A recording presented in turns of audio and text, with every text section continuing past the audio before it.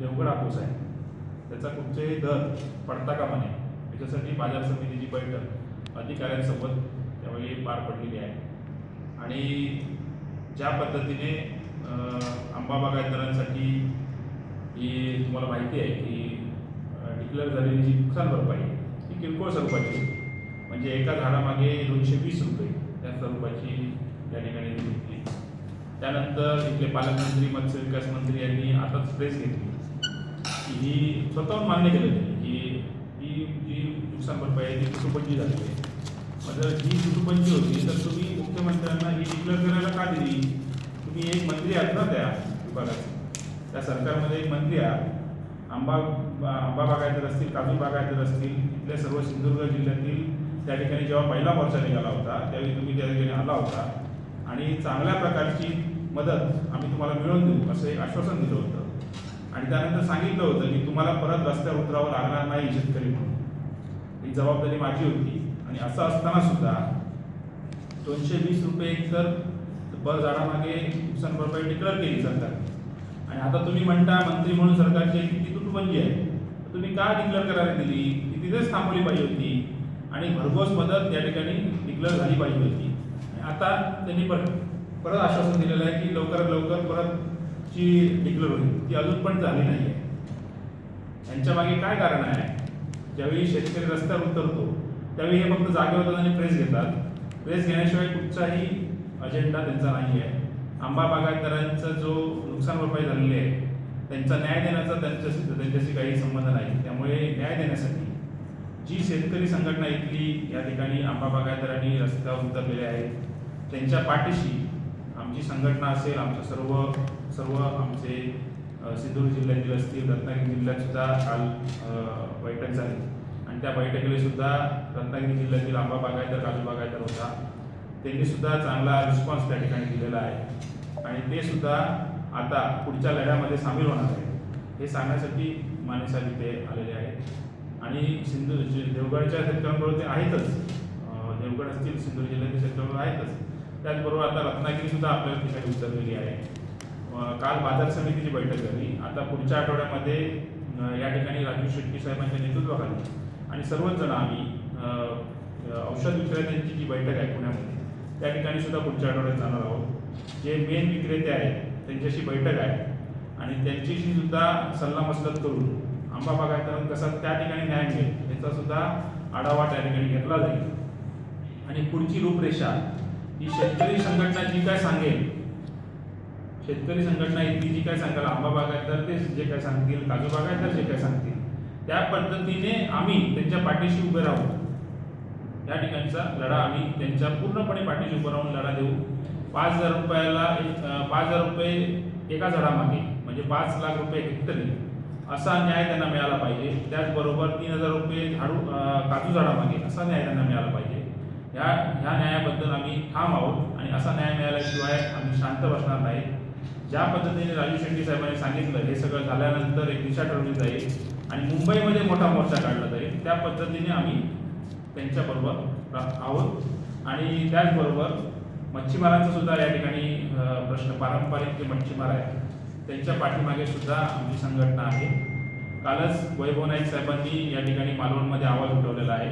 त्याच पद्धतीने ज्या पद्धतीने आता देवगडचे पारंपरिक जे मच्छीमार आहेत त्यांच्या पाठीमागे सुद्धा आम्ही आहोत। ज्या पद्धतीने डिझेल मिळत नाही आहे, 141 रुपये हा मच्छीमारांच्या डिझेलचा भाव आहे तो खूप मोठ्या प्रमाणात वाढलेला आहे। सामान्य पेट्रोल पंपावर ते 91 रुपये आहे आणि त्या ठिकाणी ते जवळजवळ 141 रुपये, एवढा मोठा फरक आहे। त्यामुळे त्या मच्छीमार जे छोटे पारंपरिक मच्छीमार असतील त्यांना सामान्य पेट्रोल पंपावरती सुद्धा डिझेल मिळालं पाहिजे अशी सुद्धा आमची भूमिका आहे। आणि त्या पद्धतीने तसं जर झालं नाही तर त्यामागे सुद्धा आंदोलन उभं करण्याची जबाबदारी आमची आहे। आम्ही मच्छीमार जे पारंपरिक मच्छीमार आहेत त्याच्या पण पाठीशी आहोत आणि ते जसं सांगतील किंवा त्या पद्धतीचा लढा जर इथले मत्स्य विकास मंत्री आहेत, जे इथले आमदार आहेत ते मत्स्य विकास मंत्री आहेत, त्याच्यासाठी त्यांना अडवू नये। सामान्य पेट्रोल म्हणजे जे पंपावरती सामान्य लोकांना जिथे पेट्रोल डिझेल मिळतं त्या ठिकाणी सुद्धा त्यांना डिझेल विक्री झाली पाहिजे, डिझेल मिळालं पाहिजे, अशा प्रकारची भूमिका आमची राहील। यानंतर मी माने साहेबांना आमचे गावकर आणि आपण उपस्थित पत्रकार बंधू, सर्वप्रथम मी सिंधुदुर्ग जिल्ह्यातील सगळ्या शेतकऱ्यांचं अभिनंदन करण्याकरता या ठिकाणी होता. महसुली 80 सालामध्ये जवळ त्याला आता जवळजवळ 25 वर्ष झाली, 2 जिल्हे झाले आणि त्यामुळं आज जी समस्या सिंधुदुर्ग जिल्ह्यातल्या आंबा उत्पादक, काजू उत्पादक शेतकऱ्याचे, मच्छीमारी शेतकरी समस्या आहे ती वेंगुर्ल्यातही आहे, देवगडमध्ये पण आहे, मालवणमध्ये पण आहे आणि सगळ्या किनारपट्टीवरती ती रत्नागिरी, राजापूरपासून दापोली ते मंडणगड ते अगदी पालघरपर्यंत आहे. आणि आंबा आणि काजू हे 2 प्रामुख्यानं आपले फलोद्यान जिल्हा म्हणून असलेले आपले व्यवसाय आहेत. गेली 10 वर्ष साधारणपणे हे व्यवसाय सगळे हळूहळू टप्प्याटप्प्यानं अडचणीत येत आहेत. कारण जी असलेली जमीन होती त्याच्यामध्ये फळबाग लागवडीमध्ये गेल्या 30 वर्षामध्ये जी लागवड झाली आणि 1990 सालापूर्वीची लागवड पारंपरिक आपल्या सगळ्या मंडळींनी केली, त्यामुळे खूप मोठा हापूस आंब्याचा एक ब्रँड आपला रत्नागिरी, देवगड ह्या वेंगुर्ल्याचा तयार झाला होता. आणि 10 वर्षामध्ये सातत्यानं मग ग्लोबल वॉर्मिंगचा विषय असेल, मार्केटमध्ये त्या ठिकाणी मंदीमुळं आपल्याला तोटा असेल म्हणा, कीटकनाशक किंवा जंतुनाशकाची फवारणीची औषधं आहेत त्याचे वाढलेले दर असतील, लेबरचे दर असतील, पॅकिंगचे रेट्स असतील, ट्रान्सपोर्टेशन असेल, याच्यामुळं हा संपूर्ण आंबा उत्पादक शेतकरी आज अडचणीत आहे. आणि त्याचा एक उद्रेक म्हणून मला वाटतं गेल्या महिन्यामध्ये ह्या सिंधुदुर्ग जिल्ह्यामध्ये किंवा नांदगाव तिठ्यावरती आणि ओरोसमध्ये फार मोठ्या प्रमाणात शेतकऱ्यांची व्यथा मांडण्याकरता शेतकरी रस्त्यावरती आला आणि ही एक ऐतिहासिक गोष्ट आहे. आणि म्हणून मी रत्नागिरी तालुका खरेदी संघाचा आज मी चेअरमन आहे. कृषी उत्पन्न बाजार समितीमध्ये पण संचालक होतो. माझे बंधू हेमंतराव माने बाजार समितीमध्ये संचालक आहेत. आणि मूलतः आम्ही गेल्या 80 वर्षामध्ये आंबा उत्पादक शेतकऱ्यांना आंबा व्यवसाय आमचा स्वतःचाच आहे. आणि त्यामुळे मी एक शेतकरी म्हणून सुद्धा मी या ठिकाणी आलो की ह्या सगळ्या सिंधुदुर्गातल्या लोकांनी जे धैर्य दाखवलं आणि जी हा लढा उभा केला आणि राजू शेट्टी साहेबांनी ह्याला एक चांगल्या प्रकारचा भरभक्कम आधार दिला. तो पश्चिम महाराष्ट्रामध्ये ऊसाचा शेतकरी असेल, दुधाचा उत्पादक शेतकरी असेल किंवा अन्य महाराष्ट्रातल्या शेतकरी चळवळीला शेतकरी संघटना म्हणून एक हमी भावाच्या दृष्टीनं असेल, त्या समस्या दृष्टीने राजू शेट्टी साहेबांनी वेळोवेळी लढा दिला. आणि आज ते राजू शेट्टी साहेब आमच्या सगळ्या शेतकऱ्यांना या ठिकाणी मदतीला मार्गदर्शन आले, तर त्यांचं सुद्धा आम्ही या ठिकाणी अभिनंदन करतोय. आणि म्हणून हा लढा आज मार्च संपून एप्रिल महिना सुरू झाला मे पर्यंत हा आंबा सीझन चालेल आणि नंतर मग ह्याची तीव्रता कमी होते. त्यामुळे आम्ही शासनाला जी काही शासनाने या ठिकाणी तुटपुंजी मदत जाहीर केली अत्यंत चुकीची आणि अत्यंत कमी अशा प्रकारची किंवा कोणीतरी अधिकाऱ्यांनी काहीतरी आकडेवारी दिली आणि कोकणातल्या शेतकऱ्याच्या तोंडाला पानं फुटण्याचं काम राज्याच्या मुख्यमंत्र्यांनी केले. खरं तर मुख्यमंत्री संवेदनशील आहे तसं आपण म्हणतो, पण त्यांचं विशेष करून विदर्भ मराठवाड्याकडं आणि तिसरी मुंबई करण्यामध्ये जास्त लक्ष आहे. दावोसला जायचं, तिथून औद्योगिक गुंतवणूक आणायची, हजारो कोटी रुपयाची गुंतवणूक दाखवायची आणि ती होती असेल, पण त्यातनं निर्माण होणारा रोजगार हा शेकड्याने आहे. म्हणजे संख्येनं रोजगाराची निर्मिती कमी होते. 75,000 कोटी रुपयाची जर परकीय गुंतवणूक आली, याची जर तुलना करायची झाली तर रत्नागिरी सिंधुदुर्ग शेतकऱ्यांनी गेल्या 40 वर्षात नवीन लागवड, शेतकऱ्यांनी केलेली गुंतवणूक, शासनाने दिले अनुदान असेल आणि ह्याच्यातनं निर्माण होणारा रोजगार डायरेक्ट इनडायरेक्ट हा खूप मोठ्या प्रमाणात. आणि असं असताना आज बँकांची कर्ज थकली, सगळ्या विषयात हा शेतकरी अडचणीत आलेला आहे. आणि म्हणून जी राजू शेट्टी साहेबांच्या नेतृत्वाखाली आणि इथले विविध जे शेतकऱ्यांचे संघ आहेत, आज तुमचा संघ आहे, तुम्ही त्याचं नेतृत्व करताय, तर याच्यामध्ये कुठलंही राजकारण आम्हाला आणायचं नाही. आणि आपण सगळ्यांनाच माझी विनंती आहे राज्यकर्त्यांपासून सर्वांनाच की तुम्ही सुद्धा बघताना राजकारणातल्या चष्म्याकडे या ठिकाणी बघू नका. कदाचित आज तुम्ही सत्तेमध्ये आज आम्ही विरोधी पक्ष म्हणून आहोत, तर विरोधी पक्षाचं हे कामच आहे ज्या ज्या वेळेला जनतेवरती, शेतकऱ्यावरती कुणावरही अन्याय होईल तर ती बाजू मांडणं, तेव्हा त्याचा कोणतेही राजकीय रंग राज्यकर्त्यांनी देऊ नये असं मला वाटतं. आज इथे देवगडला सुद्धा काही दिवसानंतर परत इथे एक मेळाव्याचं आयोजन केलेलं आहे.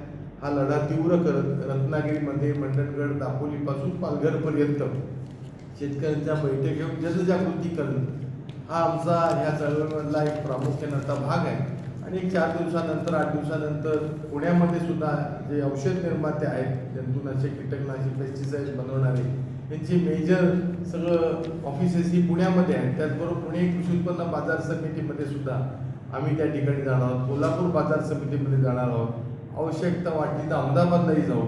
कारण आज काय झालंय, आंबा उत्पादक शेतकऱ्याला आपला आंबा काही टक्के हा खाजगी विक्रीला जातो, परंतु जेव्हा हा सीझन आहे, हंगाम आहे, आणि त्यामुळे त्याचं जे एकत्रित उत्पादन एकत्र जेव्हा येतं तेव्हा हा आंबा मार्केटला सुद्धा पाठवावा लागतो. मार्केटमध्ये जे आडत करणारी जी दलाल मंडळी आहे यांची सुद्धा आमचे वर्षानुवर्षाचे संबंध आहेत. परवा बैठक जी झाली वाशिम मार्केटमध्ये, त्या ठिकाणी कृषी उत्पन्न बाजार समितीचे सचिव तारे आहेत यांनी ह्या सगळ्या व्यापाऱ्यांना बोलवलं होतं. सर्व लोक आले होते, आम्ही होतो, चर्चा ही चांगली झाली. फक्त 2-3 विषय महत्त्वाचे आहेत की हापूस आंबा जो आपला आहे, देवगडचा आहे, वेंगुर्ल्याचा आहे, रत्नागिरीचा आमचा आहे, याच्यामध्ये इतर आंबे नुकसानकारक येतात किंवा त्याचा जो ब्रँड असतो, म्हणजे कर्नाटकचा असेल, गुजरातचा असेल, केरळचा असेल, तामिळनाडूचा असेल, आणि तो हापूसच्या नावाने विकला जातो.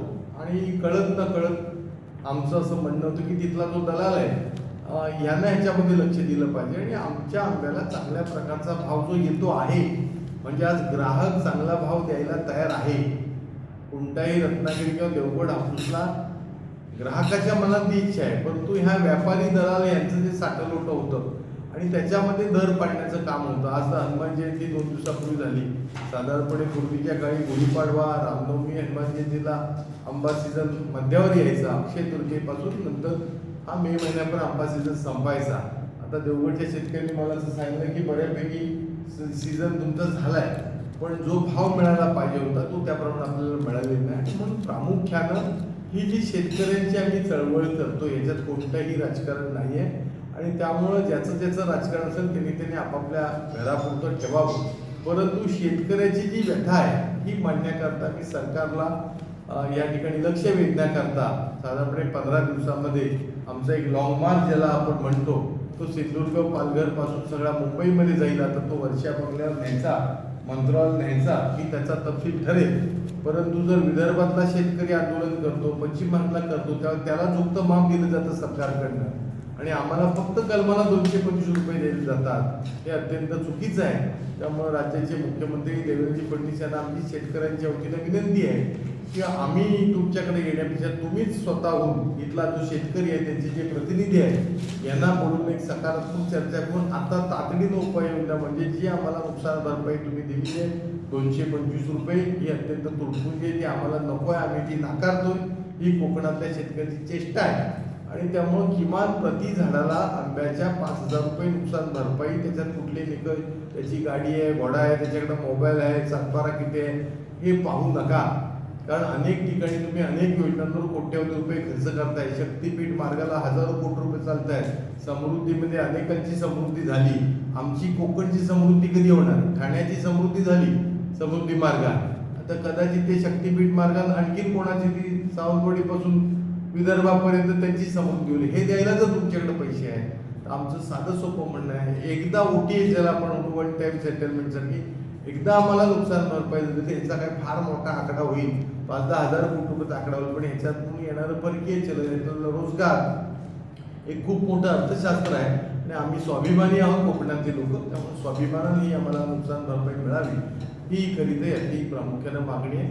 दुसरा एक मुद्दा प्रकर्षानं मला जाणवतो, तो एक्सपोर्टर आहेत, ते आमचा आंबा घेऊन परदेशात पाठवत असतात. मग तो काही गल्फमधला आंबा हा बोटीनं कंटेनरने जातो, थोडा दूरचा आंबा असेल तो हवाई जहाजानं म्हणजे विमानानं जातो. परंतु मायबाप केंद्र सरकारने याच्यावरती ह्या युद्धाचं सावट आल्यामुळं कंटेनरवाल्यांनी त्यांचे रेट वाढवले, शिपिंग म्हणजे व्हेसलवाल्यांनी त्यांचे रेट वाढवले, आणि त्यामुळे हा आंबा एक्सपोर्ट व्हायला आज दर परवडत नाही. आता अखाती देशामध्ये जे लाखो लोक आहेत भारतीय, त्यांना हापूस आंबा पाहिजे आहे, परंतु तो जात नसल्यामुळे केंद्र सरकारला सुद्धा आम्ही विनंती करतोय की 2 गोष्टी आहेत. एक तर आम्हाला पेरिशेबल आंबा आणि हा जगप्रसिद्ध असल्यामुळे याला हे रेट वाढवू नका, किंवा व्हायबिलिटी गॅप द्या. जर ज्यांनी कोणी दर वाढवले असेल त्यांना VGF ज्याला आपण म्हणतो, मधलं जे नुकसान आहे ते केंद्र सरकारने द्यावं, आणि मूळ जो रेट होता वाहतुकीचा किंवा शिपिंगचा हा रेट झाला पाहिजे तो विमानामध्ये. कारण का आज दलाल असं सांगतात आम्हाला की एक्सपोर्टर माल आमचा घेत नाही, त्यामुळे तुमचा दर पडतो. आता ही सबब आहे.